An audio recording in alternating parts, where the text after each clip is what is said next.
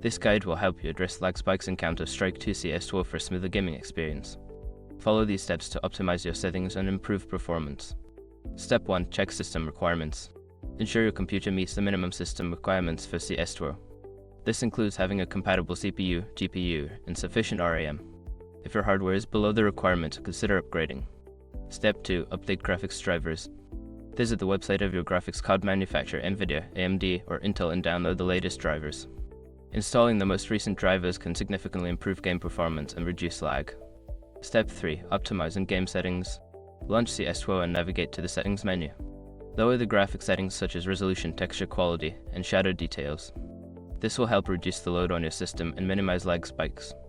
Step 4. Adjust network settings. In the game settings, check your network configuration. Set your connection type to LAN if you're on a wired connection, or adjust the max acceptable latency to a lower value. This can help stabilize your connection during gameplay. Step 5. Close background applications. Before starting CS2, close any unnecessary applications running in the background. Programs like web browsers, streaming services, or file sharing applications can consume bandwidth and system resources, leading to lag spikes. By following these steps, you should experience fewer lag spikes while playing CS2. Enjoy your gaming.